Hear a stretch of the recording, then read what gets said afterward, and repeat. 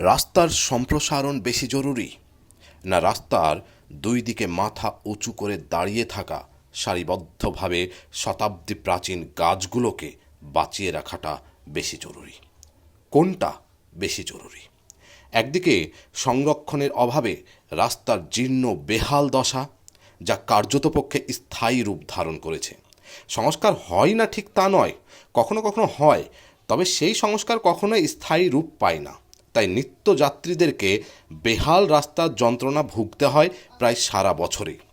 এবার সেই রাস্তাকে সম্প্রসারণের নামে একের পর এক শতাব্দী প্রাচীন গাছ, কোনোটা 100 বছর, কোনোটা আবার আনুমানিক 150 থেকে 200 বছরের পুরনো, যেগুলোকে নির্বিচারে কাটা চলছে মুর্শিদাবাদ জেলার জেলা সদর বহরমপুর পঞ্চননতলা থেকে চুনাখালী পর্যন্ত রাস্তার দুপাশ ধরে।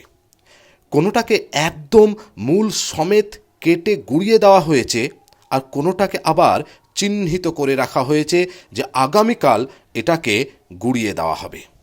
এখনো পর্যন্ত মাথা তুলে আছে বেশ কয়েকটা, তবে আগামীকাল সেগুলো থাকবে না। তার কারণ তাদের মৃত্যুর পরোয়ানা, তাদের মৃত্যুর সার্টিফিকেট জারি করে দিয়েছে নিশ্চিত রূপে পরিবেশ দপ্তর। তাই তো প্রশাসনের উপস্থিতিতেই চলছে বৃক্ষ বিনাশের এই কর্মলীলা, চলছে উন্নয়ন, সভ্যতার উন্নয়ন। কিন্তু প্রশ্ন হলো, মানুষ সত্যি কি সভ্যতার উন্নয়ন চায়? এই উন্নয়ন চায় না পরিবেশেরও চায়?